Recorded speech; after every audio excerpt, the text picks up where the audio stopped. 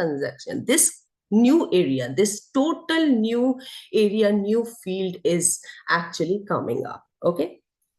So now, apart from that, AI market is huge. That means if AI market is huge, then professors of data science has lot of relevance, right? So that means we can easily understand the market for us is also huge. Fine, as a professor, as a teacher, as a marketer, any healthcare domain. So the demand for each of us is very high because the market is 136 billion. Apart from that, within next 7 years, it will going to multiply in a huge amount, which is 13 times it is showing you.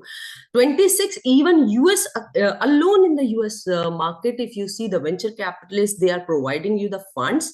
Researches is coming. Even in India, latest news was that 22, professors from here, from USA, they shifted back to the Indian to generate the amount for Indian economy. So they have started working on the AI projects over there. AI market between 22 and 30 is 38 point. Okay. Apart from that, if you will see 97 million people will work in the AI space. Who will going to train them? Of course, we are going to train them. Fine. So that means recent trend is very, very important. Recent applications, recent, tools, techniques, algorithms that you can learn is now. The time is now. We need to understand all these things, but most importantly, how these companies are actually making it as a business plan, how they are incorporating. Alone, Netflix makes 1 billion annually from automated personalized recommendation. This is only one company they have done. Okay, apart from that, again, 48% of businesses uses some form of AI. Okay, one thing, let me tell you, even companies has not, incorporated AI fully. Only, few people, they have done little bit of things of AI. The most of the capabilities of AI, most of the companies have not done yet, right? Scope is huge, scope is right, but generative AI and the ethics may create some problem. So there we should understand what we can do, where to draw a line, what we can do, what we cannot do. Even as a professor, you are into research, I am into research. Now everything is on the, with the help of ChatGPT, people can do, but what we are able to do and what we cannot copy it from, from ChatGPT. One time it is making our life so easy, other time it is creating such a hue and cry among the academic community as well as in the different communities that you are using AI for doing the things. So what is the purpose? Where again, what is the divide? Where to draw a line? All these things, I think so we need to understand as a professor, and this is what we need to teach our students as well. Okay, what you can do and what you cannot do. Now, for those who are very new to generative AI, you people, I think so, are already aware. Only just a little bit analogy which I want to share. For example, you have a magical paintbrush that can create a beautiful paintings on its own.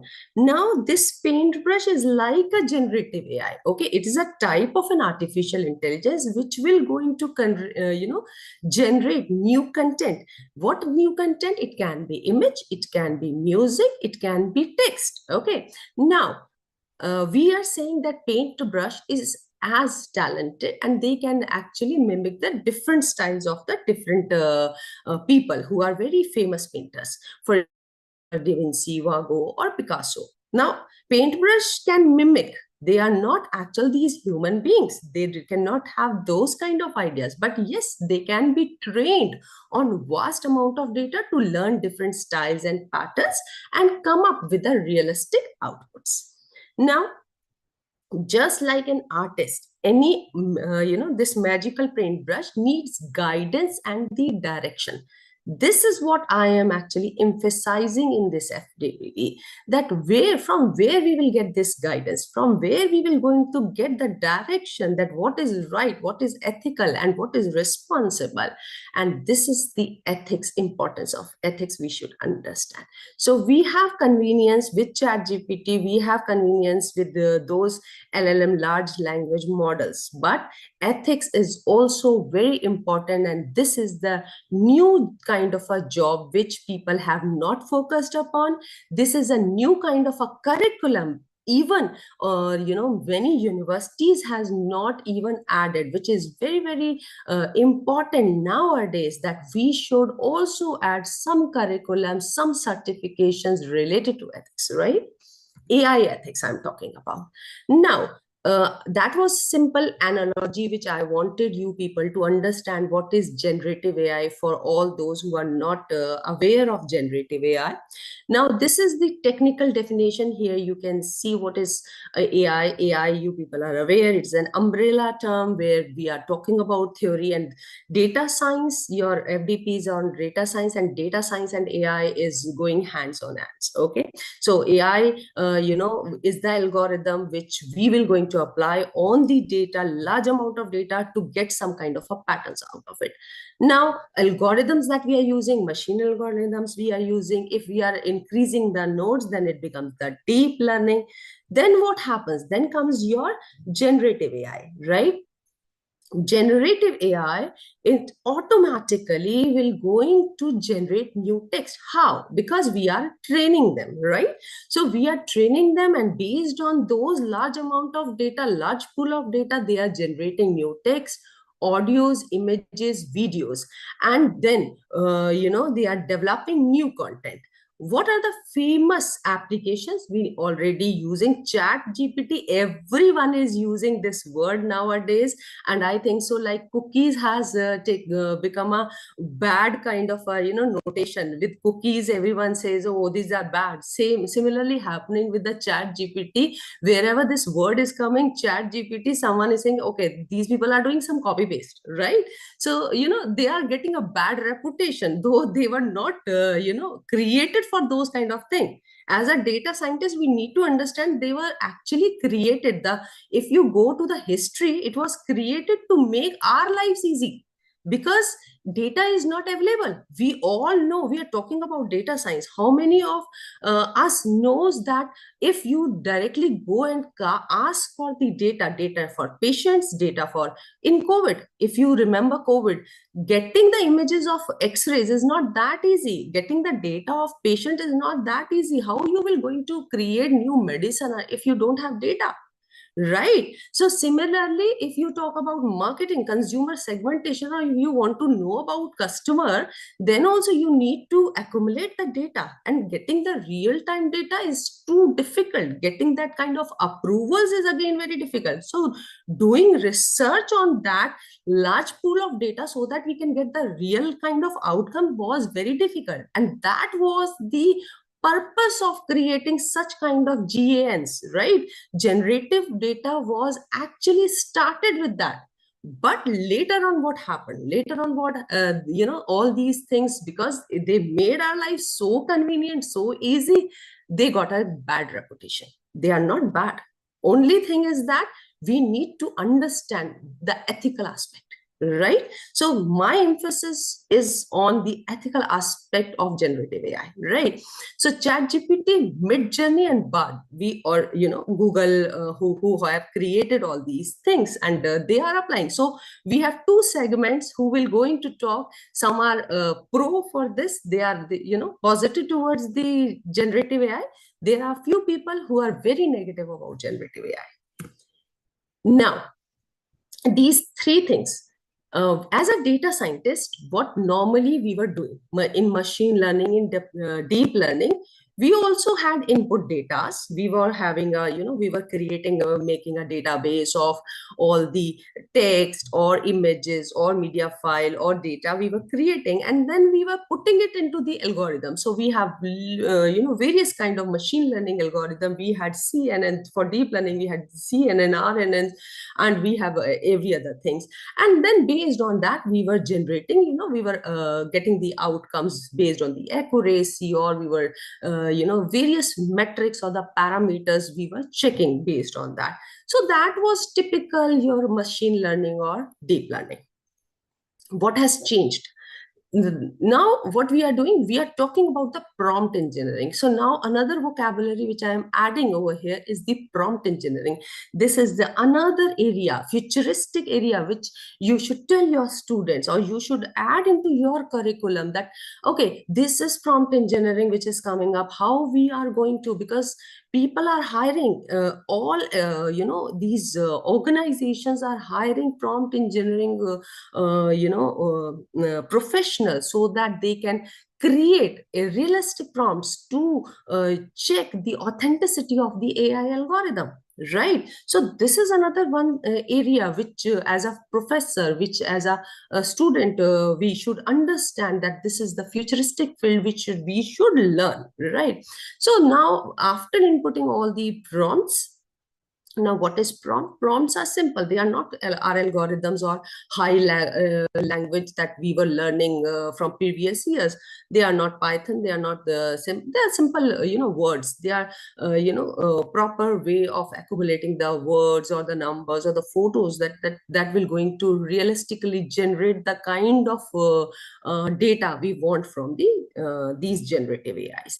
And based on these prompts, your AI will going to generate. We can make it static, we can make it dynamic. All these things can be done in this generative AI kind of thing. Now, examples, if you see over here in the generative AI, as I already discussed with you, ChatGPT. ChatGPT is specifically for the text generation. So no pictures, can be done. So you need to add this prompt, then write a limerick about data, taking over the world, include the word egg. So you can see very well that this ChatGPT text generation AI can immediately provide with the limericks. Now, what are the different applications, real life applications of this kind of a platform? So as I said, marketing people are nowadays, digital marketing people are using it hugely.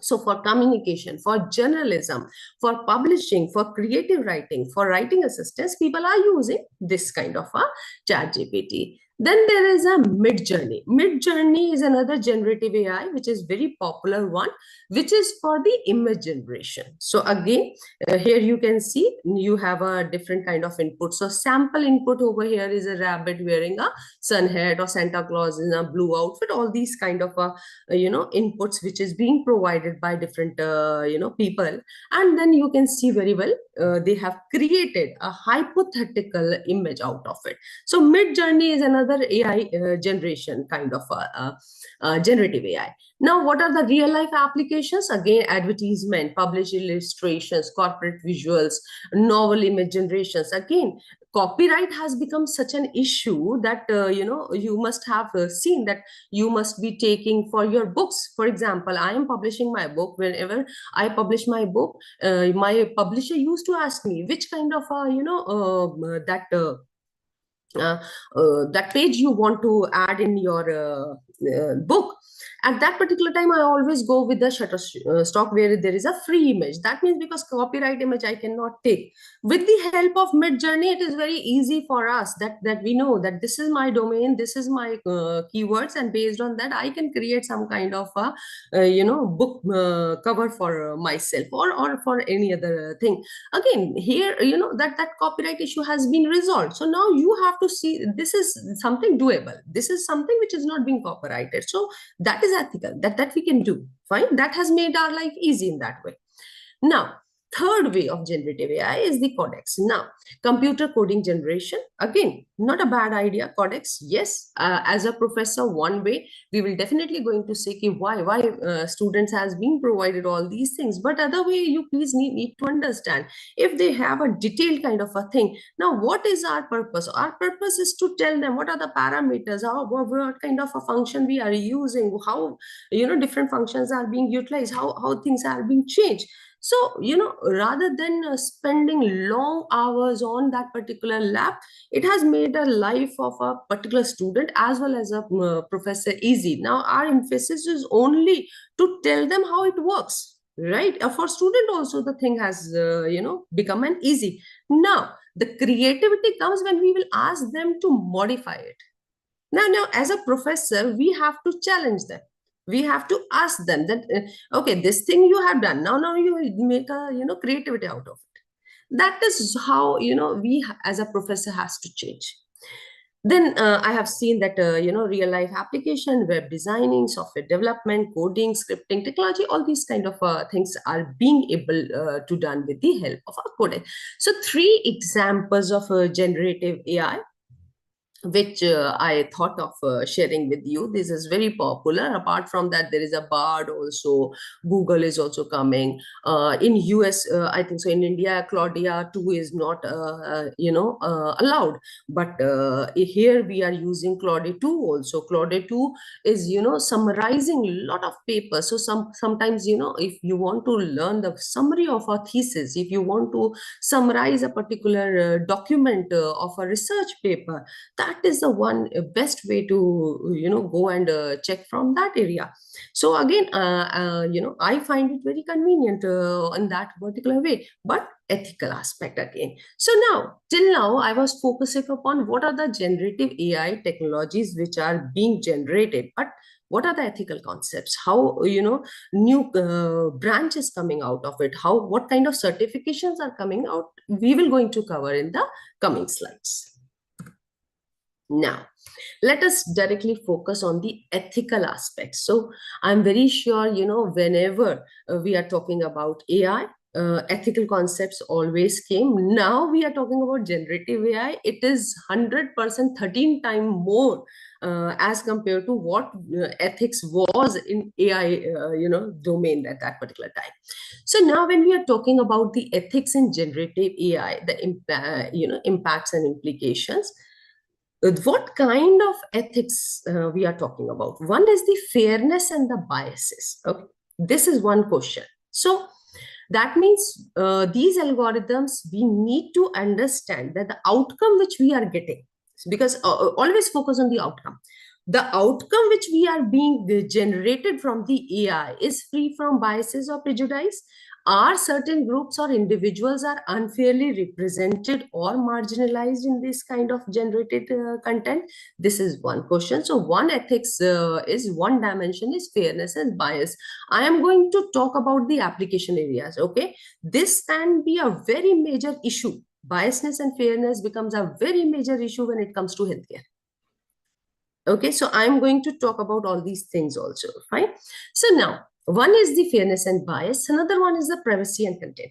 Okay, now consent is again consent. Healthcare, for healthcare, all these things are very, very important. Privacy is the AI generated content, respecting the people privacy and consent. Again, for students also, it becomes a very important issue. Fine. Then our personal or sensitive information being unintentionally revealed or exploited, this is another concern. So consent is being taken or not from a patient. Again, that all these things depend on your kind of policies from the different government policies. So it also depends on different kind of industry as well as on the country.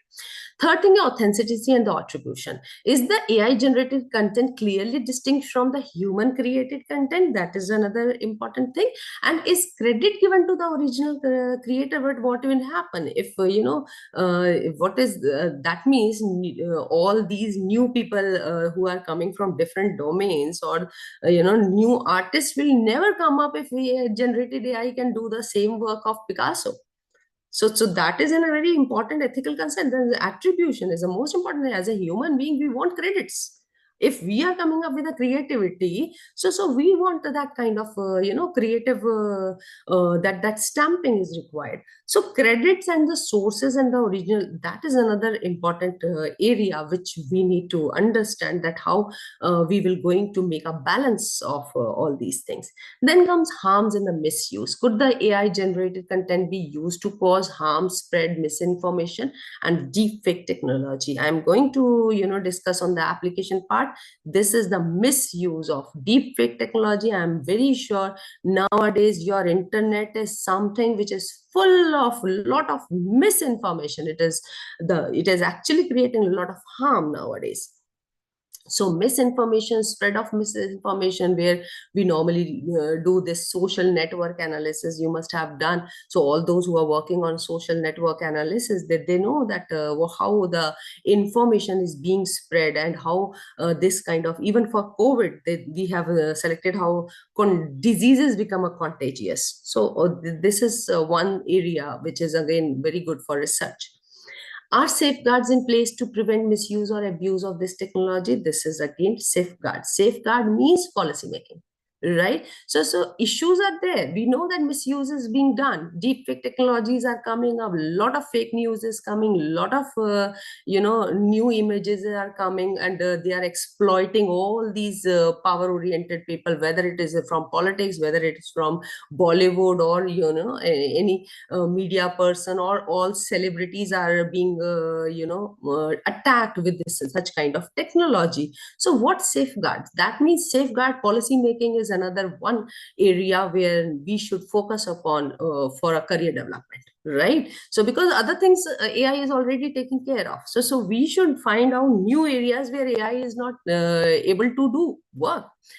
Then comes transparency and the accountability. Are the processes and the algorithm used to generate a transparent, so explainable AI? I'm very sure all those who are working into explainable AI and responsible AI, all those algorithms that you people are using, so all these research that you are using. So we always say that AI algorithms are black box techniques, but with explainable AI, with all these algorithms that we were using of the responsible AI, we can make it more transparent and understandable. So, are we incorporating those algorithms as well? Is there any accountability for the decisions and actions of AI? So, if accountability is there, then who is responsible? For example, Tesla automated vehicle, who is responsible if any, harm will going to occur? These are the major issues. These are the futures which we should focus upon, right? Now, I have already discussed those kind of questions that are being arise, or being actually started with those kind of ethics. Now, fairness and biasness is specifically related to an example which I am sharing, is the facial recognition system, where this facial recognition technology has been criticized for exhibiting the biasness, particularly against women and people with the darker skin tones. And this biasness can lead to misidentification and. So this is one kind of a ethical concern related to fairness and the equality in the AI system. Another question is privacy and consent. I have already discussed deepfake technology, which is creating realistic looking videos or images by superimposing someone's face onto another person's body. And without proper consent, this technology can infringe on individuals' privacy, rights. And the kind of harm or the kind of consequences nowadays we are looking, the porn and the misinformation, fake news, everything is that means internet. You cannot rely on internet nowadays for the information, because most of the content is either generated by the company. Previously what was happening, we were very okay, we will go and find out the review from the company, and if the reviews of the product is good, we will going to purchase it. But nowadays what is happening, company itself has incorporated a lot of bots, lot of chat bots, lot of AI bots, or a lot of people they have actually hired to write a good reviews for them. So again, based on the review, if you see think that you can buy a product, is not there. So a lot of misinformation is there going on the internet. Again, where to draw a line, and who is responsible for that?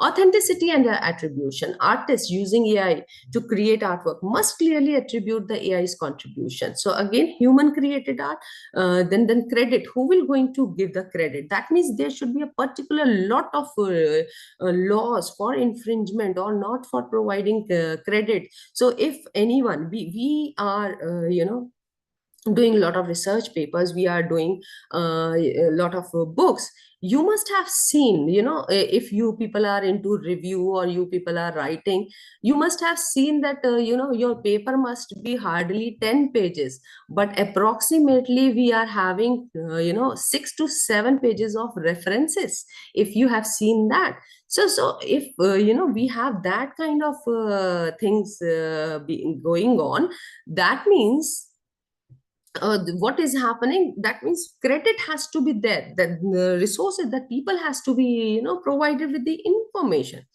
Another important example is the harm and the misuse, that is fake news generation, fake news articles, which is going on. Again, social media post, audio recording that mimic the writing style or the voice of a real individual. Such informations are spreading more, and we have seen this is again scientifically proven that negative comments or negative information spread more quickly as compared to the positive information again. So fake news generation, harms and misuse, we have seen.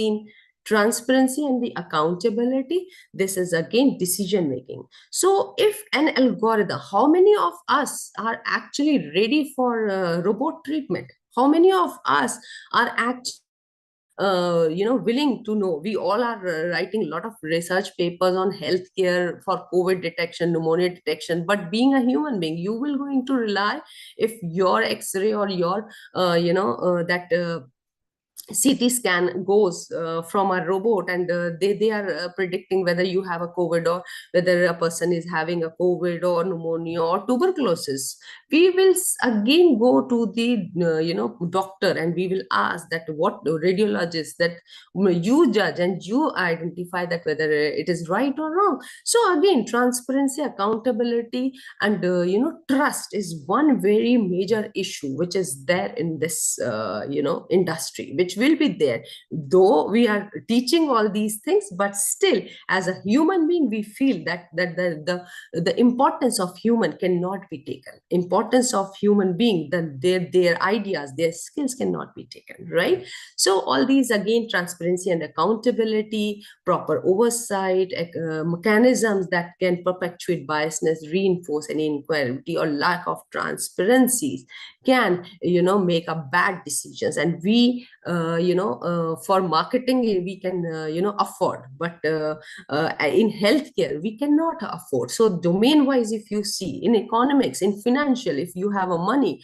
if financial literacy is not there and the algorithm is giving you lot of bad kind of decisions, your hard earned money will going to be it will not be there when you actually want in the later stages of your life. So that means we cannot directly depend on the that algorithms or AI if they are not transparent, if they are not accountable, right?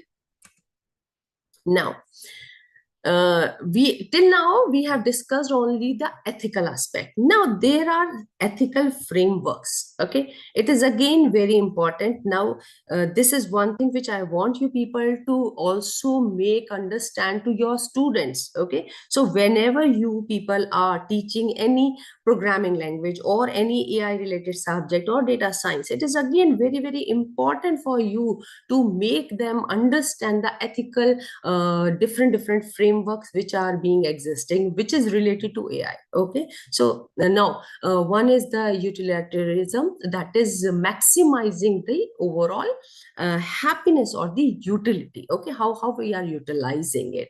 Now, maximization of the utility, what is the application? That is assessing the consequences of AI system in terms of their impact on human welfare, happiness, or the societal utility. So is AI bringing any kind of happiness with the help of their fairness, resource allocation? That is that kind of the utilitarian principles we need to focus upon. Then deontology, that is the duty, rules and the principle, that is duty based ethics, rights and the duties, which is guiding the development and deployment of AI system by emphasizing respect for individual autonomy, privacy rights. Okay, this is the one applications, and adhere to the moral principles, right? Moral principles, then we need to make them a difference, what is right and what is wrong in that thing. Then comes the virtual ethics. Virtual ethics is focus on the characters and the virtues and vices. That is one thing. Fine. So again, considering the traits, character traits, and the intentions of AI developers and designers, as well as the values embedded in the AI system. So if we are designing AI systems that will embody virtues, what kind of virtues we are talking about? We are talking about transparencies, fairness, and the accountability. So all these virtue ethics. So this is another ethical framework which is related to the AI and needs to be incorporated whenever new kind of a software or development is coming up. Then the consequences, right? So yeah, this is one, that means what are the action based outcomes which is coming. That is again ethical hedonism, or we can say utility maximization, where we are assessing the consequences of AI system to determine the ethical course of action, where prioritizing the action that lead to desirable outcomes, right, such as happiness, well-being, or societal welfare.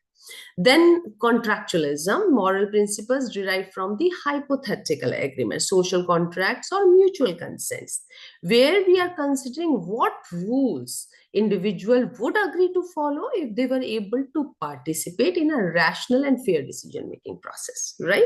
So again, that means we are designing such kind of AI system that respect hypothetical agreement. That means if we are saying that there is a billion market, billions market is available by 2030. So if we are developing new AI system, whether all these ethical frameworks are being taken care of or not. So all those people who are evaluators or who are in the review committee, who are providing so much of funds for development of AI systems, whether these people are actually working on those kind of aspects, whether they are focusing on these ethical framework, this is another one thing. If we are not aware, but if most of the time we data scientist people always feel that we should focus only on the algorithm part, we should learn only these kind of programming language, and our work is not on the ethical aspect. But please try to understand, whatever AI system your student will develop, or whatever AI system you are going to develop,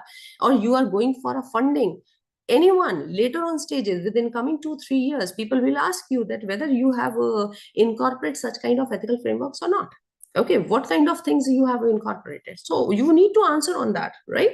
Then care ethics, empathy is this is very very very new area, where emphasis on the relationship empathy, and that we are training AI algorithms to be more empathetic, more understanding, more caring. So considering the impacts of AI system and relationship and care with the communities and societies, that means AI, any system which we are developing, or the AI system, whether they are empathetic, whether they are showing some kind of compassion, or they are sensitive to the kind of context. So ethical framework is one, I know most of the, if I talk to many data scientists, I talk to my community, I have seen that most of the people are not aware of these ethical frameworks, that these ethical frameworks are actually related to AI, which is already being established. So if most of the people are not aware, it is our duty to make such kind of awareness, right? So I think so this is a very major takeaway for you people today, to know these ethical frameworks. And if you are aware, try to incorporate all these things in your curriculum, at least in one module, or at least in one slide or one lecture, for your student, whosoever is being covering coming in your computer science domain. Now I don't know why this red and green lines and cutting is coming, and this is a lot of distraction for my PPT. Please, we can have a questions later on stages. If you please don't write on these PPTs. I'm not able to see the Ma'am, screen. can you just once again close the share, once again share it, because the Yeah, annotation cannot be removed just now. Can you just please stop your sharing just and a share second. again? Then it will be gone, and I'm just Got it. Got it. deactivating this. Yes, ma'am. Sure, sure. Yeah, I think so. Now it is fine. Yeah, ma'am, it's now correctly fine. Okay, right. So now we are going to talk about different dilemmas which is with the domain. So till now, again, what are the different ethical perspective? Then we have discussed a lot of ethical frameworks. Another thing which is coming is the ethical dilemma and domain. So every domain, as I already discussed, let us talk about the medical imaging. I'm very sure most of the research papers nowadays, and I'm very sure out of 500 people who were here, most of the faculties must have written something related to medical imaging. And when you are talking about the medical imaging, so what kind of ethical dilemma which is coming here is the accuracy and the reliability of the synthetic medical images which is coming. So again, generative AI is developing, or you should get, I am very sure that these kind of images, medical images that we are getting, either we are getting from the Kaggle, or we are taking or downloading it from the healthcare industry from NIH, or we are going to the various big healthcare departments who have provided the public domain. They, from there we are actually downloading it. So if you are going and downloading from that database, they are more authentic, we can say, because mostly these NIH people has made it available. But if you are going personally and talking to, for example, we are going to AIMS, or we are going to this Safdarjung Bahadur, this your which is in Delhi, so all these Apollo, or we are visiting there, from there we are asking from them, then it has become a very important issue that whether the patient consent and the data privacy considerations is being taken or not, right? So for research, we know that these are the safe websites and we normally get that data. But again, those who have worked on that, they must know that 5,000 or 6,000 images will not going to give us that kind of accuracy which if we are getting from 20,000 images. And getting 20,000 images of medical images for identification of gait or neurodegenerative diseases, or you talk about tuberculosis, or you talk about COVID, or you talk about any other thing, is very difficult. So what they have done, they have used generative AI for developing such kind of data, so that we get the right kind of accuracy. So healthcare is one domain which is majorly focusing this kind of dilemma related to accuracy and the reliability of that synthetic images. And then another issue is patient consent. Journalism, yes, definitely. Journalism is related to, they are being questioned related to the fake news. So news articles which is being created nowadays, quality, accuracy, biasness, transparency, accountability, all these kind of questions are, all these ethical dilemmas are being faced by journalism nowadays, specifically with lot of blogs, with lot of now it is an unfiltered voice. Previously, when we were having a newspapers, it was a filtered voice, only whatever they want to tell us, that was coming. But with internet, what is that? It is an unfiltered voice. Unfiltered voice, that means unfiltered data. No one is checking that data. Everyone is giving, being a democratic country, everyone is free to provide any or create such kind of content. And with AI, lot of fake news is coming. So again, make sure that your students should know that internet is not giving right information nowadays. Fine, this is another one thing which I really want to know, that you should tell to your students, or we should understand that everything in the internet is not right. Entertainment, yes, entertainment industry, these deepfake technology, I'm very sure you people have seen that Trump or Obama or, lot of celebrities, they have faced these kind of, attacks of identity theft, privacy infringement, misinformations. And again, entertainment technology or deepfake technology has made it a lot of worse related to the AI generated news.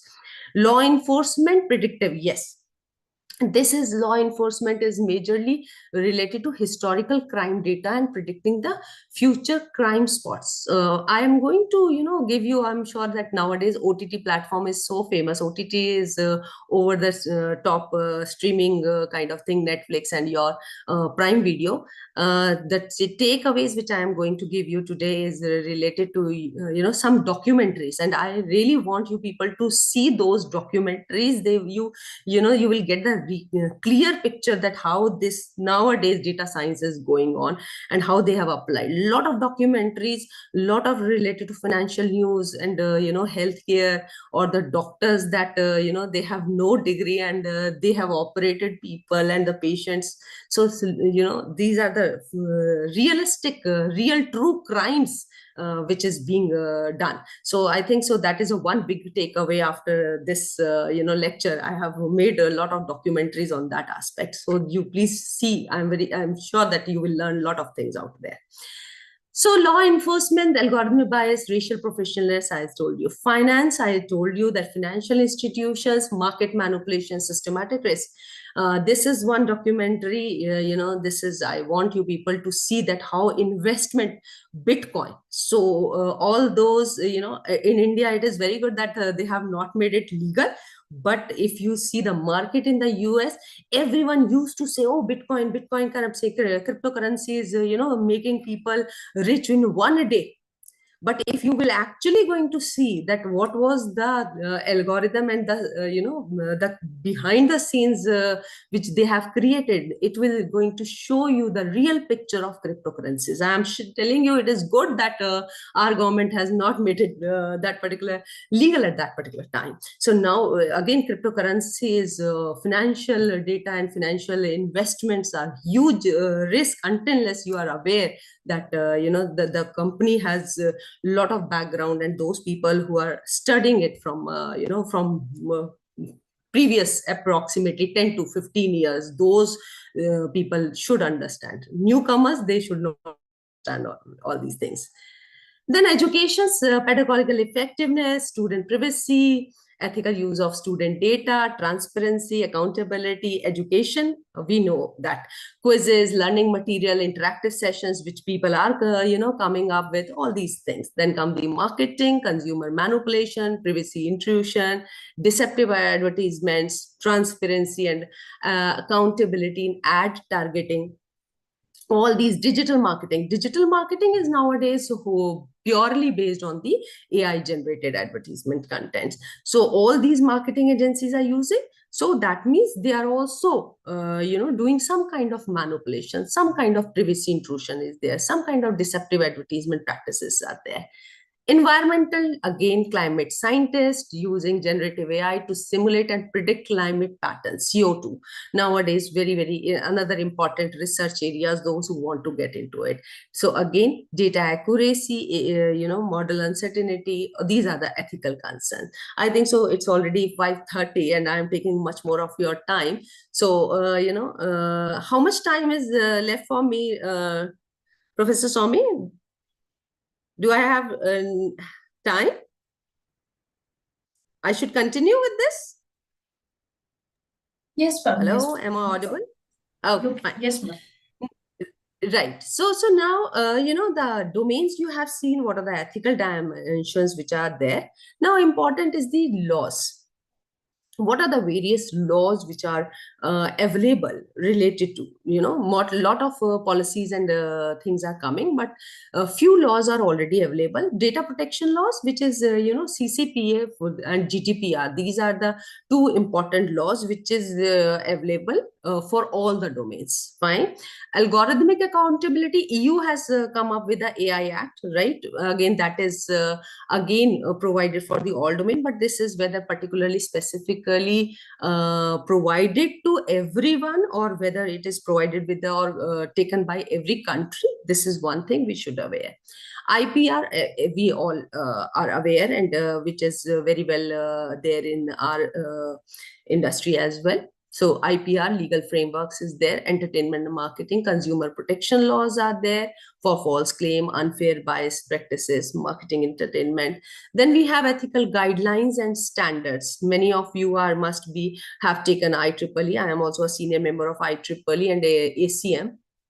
These people have provided a clear guidelines, and nowadays they are providing the certification courses. So I think so you should go and check what kind of certifications and guidelines provided by this IEEE and the ACM. They are again provided for the all domains. Regulatory oversight and certifications, again these are provided by various countries.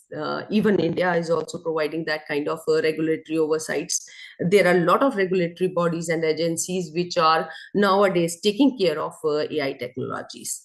Then comes the international collaborations and the standards. Again, for international organization or global standards, a lot many proposals, research proposals related to ethical principles and regulatory approaches.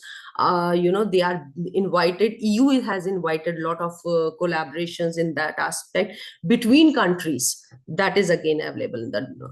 So this is a bit crux related to the laws and the governance which is being done. So now I'm done with the what I wanted to talk on this particular FDP. These are the recommendations as asked by Dr. Soumi, that what are your recommendation on how educators can integrate these concepts into the curriculum. So I will ask you to please ask your students to get some kind of the list of documentaries they should see. They should understand the impact of these data sciences. So whatever they are learning, they should also understand the impact and how it can negatively impact the organizations. Apart from that, courses links for beginners, intermediate, and advanced. I am showing you. These are the links. I will share my PPT with Dr. Soumi, and all those who wanted to take those links, they can take from Dr. Soumi. So courses links which students should go, beginners 1 hour, 2 hours. That will give them a clear understanding on these aspects. Ethical frameworks, I have already jotted down. These ethical frameworks are very important. In detail, I give you a small crisp on that aspect. I will request all of you to just go and check all these ethical frameworks in detail. Futuristic job, what kind of futuristic job? I am going to show you. These are the list and the certifications. So these are the documentaries from 2017. They have started AlphaGo, AI Rising. Year-wise, these documentary which are available on Prime Video and Netflix, I will suggest, or I will request all of you to please go and check all these things. Fine. So 23, these are the very famous documentaries on the Netflix or on the OTT platform, which I request you to please go and check, or ask your students to see that how AI is developing or impacting different domains. Then these are the links which I want you people to related to generative AI. These are the link descriptions for beginners level, intermediate, and advanced, that you people can see. I don't know why I'm not able to see my screen. Yes, ma'am. Somehow screen share stopped. Yeah. Yes, ma'am. Now your screen is visible. Now it is fine. Right. Okay. So these are the links which I, again, Swami, I'm going to share it with you. Whosoever is willing to, incorporate in their curriculums, they can add it into it. And then comes, these are the job roles again. So futuristic job roles, so I will not say that the scope is for AI developers is only related to developing or something related to learning Pythons or teaching. There's more into it. So now are there AI ethicist, policy analyst, governance specialist, education training specialist, bias and fairness analyst. All these kind of certifications also you can go and check from IEEE or ACM. It is a continuous process. All those professors also who are there, who has already done their PhD, I think so they can also go and do some kind of certification to uplift them, and you people can add all these things in your curriculum and make your students future ready. And by this I'm just ending my this lecture. Now I ask all of you to, have any questions, please let me know. Requesting all of you to type your queries in the chat box. If you have any query, please type in the chat box. Directly, you can also type to our speaker, honorable speaker. Also, you can type in the chat.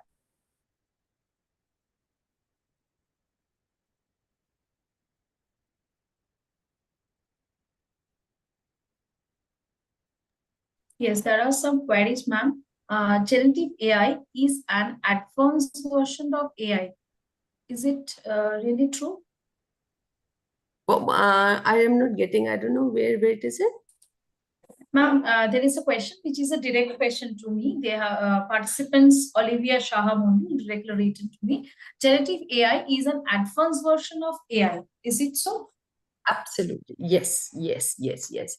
AI is a umbrella term, and if you go, it is a sub area. It's a very niche and a upcoming area, generative AI, which is again, comes into deep learning. Those who are into deep learning, they will understand what is GAN, generative adversarial networks. If you have, learned about all these things.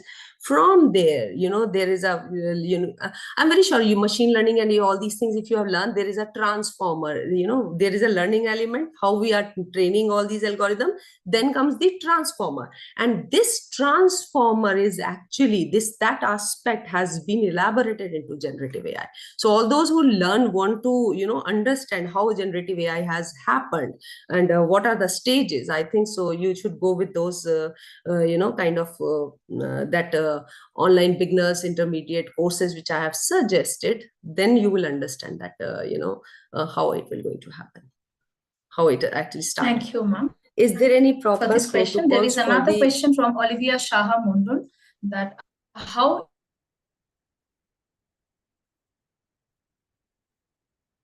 it is related to I'm not machine learning. Your voice is cracking, so I was not able to understand the question. Yes, ma'am. I'm repeating the question one. I'm repeating it once again. How it is related to machine learning? See, AI, this is, if you have seen my slide, AI, then machine learning, then deep learning. In machine learning, there is an algorithm which is neural network. Neural network was again, modified into deep learning, then CNN, RNN. In that RNN, then LSTMs and all these things. There comes the transformer. So that is a layer. Okay, layer by layer, it has increased. Got it? So machine learning algorithm was neural network. So if you start learning about neural network, then you will go into detail, then you will find how generative AI has come up, how this company has actually established this generative AI, right? Thank you, ma'am. There is another question by Dr. Suresha GP. She is asking that what is the difference between AI and generative AI? See, again, AI algorithms were simple. Artificial intelligence, in that way, that was only traditional, where data was already available. Okay, data was already available. We were putting only algorithm to find out the patterns out of it. This was we were doing in traditional mode. In generative mode, they have gone a step ahead. What they have done, they have started developing their own data. Try to understand. Right? Generative AI is developing their own data, their own images. I am doing some research and I am, also generating my data myself. Here comes the generative AI. This is a basic difference. Thank you, ma'am. There is another question by Dr. Nagma Irfan. How maths can be incorporated of what kind of curriculum we may generate combining the mathematics and the ethical part? See, here, mathematics, everything is mathematics. Even your machine learning and our AI and everything is mathematics. So when you are talking about those equations, these equations are responsible for coming up with the answers, right? So there, we are not actually going to take any kind of a concept of mathematical concept and then we are going to talk about the issue. It is a whole application. Ethical issues comes when there is an application, right? So if you are applying those things, your mathematics, your algorithm, that equation is applied to your particular product, and that product is creating some kind of some misfortune or some kind of mishap for a particular person, then comes the ethics, right? So direct combination you cannot expect on that. Mathematics and ethics directly cannot, but there will be steps onto it. Ma'am, there is another Does AI question is by, affecting our thought process? Yes. Absolutely. Yes, our thought process is totally changed with the AI, because some way it is better, because sometimes we were not able to understand. For few people it has also initiated aspects, but some way few people have actually stopped putting their minds and doing some that depends on the nature. Here we become a philosophical kind of people, that different kind of people exist in the world. So some few people becomes curious, few people think, okay, we are happy with whatever content is coming. So that depends on that is a philosophical aspect, right? Yes, any other question? Yeah, there is another question by Orko Ghosh. What are the limitation of generative AI? These are the limitations which I have already discussed. These ethical considerations, these are challenges. These are the limitations. These are the challenges. These are the concepts which is actually coming. Because if data is coming and transparency, whether it is biased, whether it is prejudiced, whether it is accurate, whether it is reliable, these are the limitations. Because we are generating, I am doing research and I am generating data for myself based on, because till now I was having 2000 images. Now what I thought, okay, with 2000 images my algorithm is not giving 98% accuracy, let me generate more data out of it. Now the question of accuracy and the reliability will going to come. The more generative AI, the data that you have created is reliable. Think of the same, that if you don't have all those who are incorporating SPSS. So if we suppose 100 sample has come up, now we are going for a more sample and we have generated our 250 sample ourselves. If we are then generating 250 sample ourselves, then what will going to happen? The question of accuracy and reliability will going to come immediately. This is the challenge.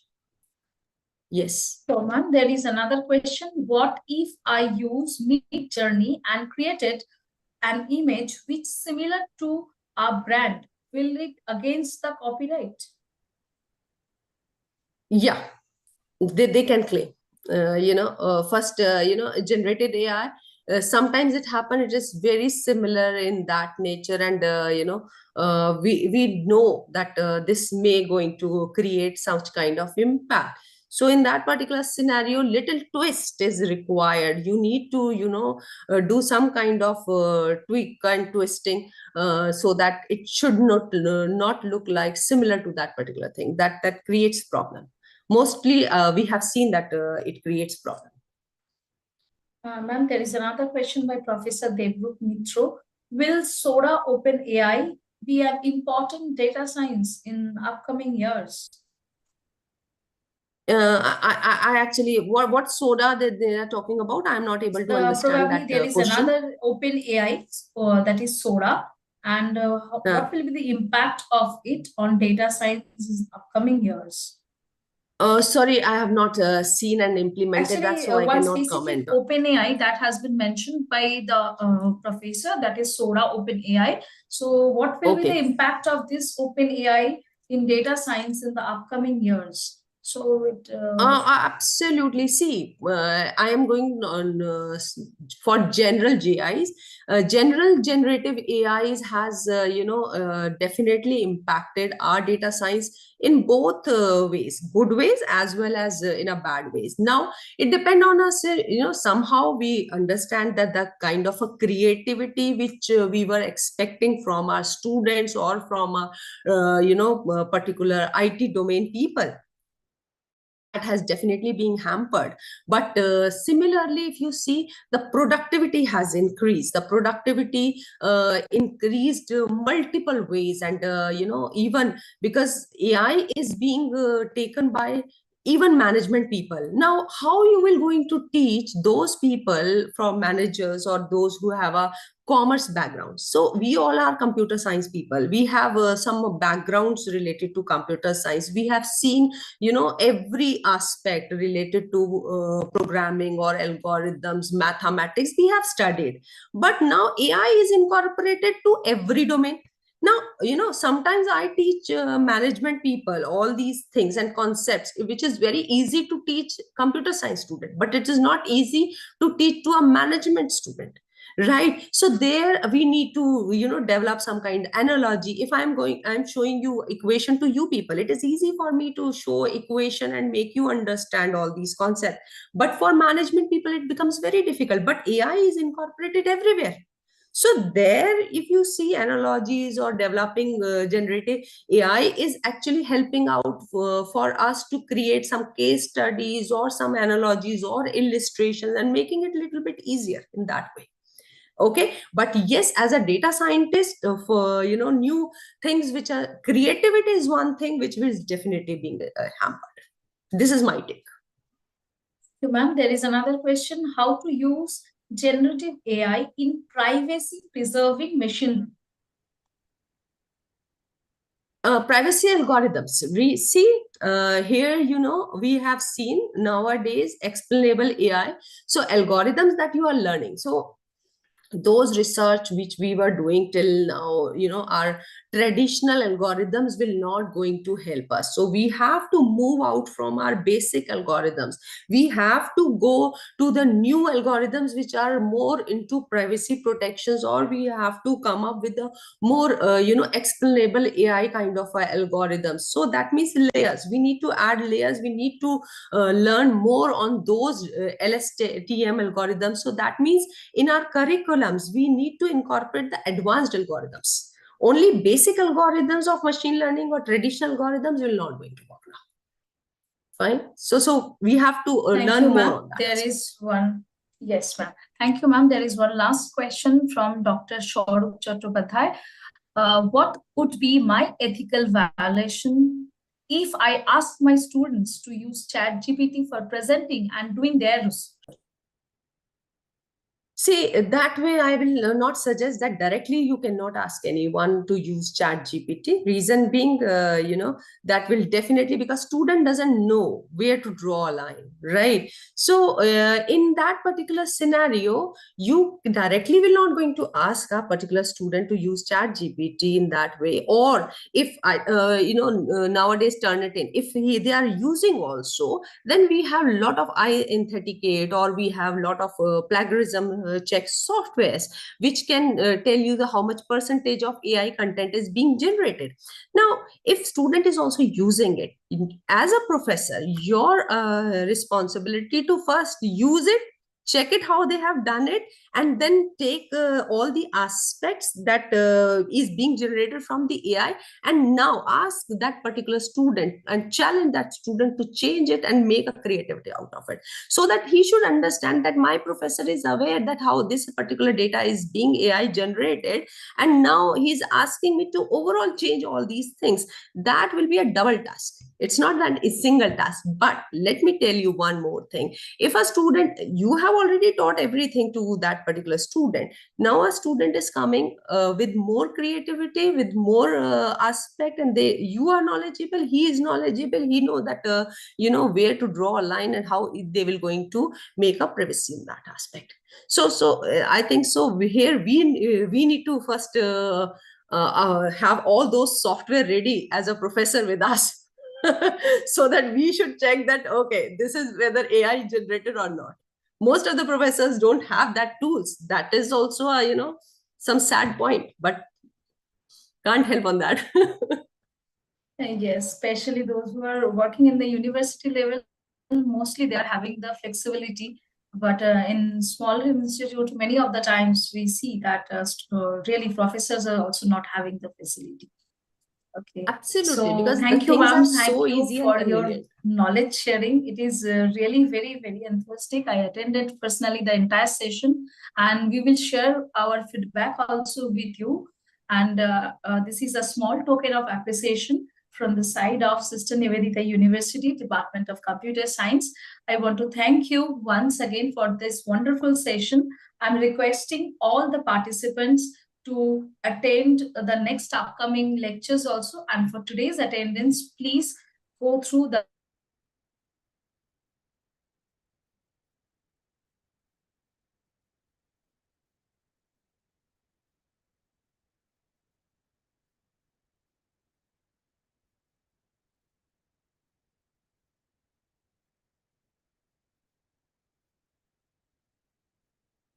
also conference in the queue. Hello. So Department of Computer Science we will be contacting with you in upcoming days. Thank you. And thank you all of Thank you you. so much. Have a good day ahead. And next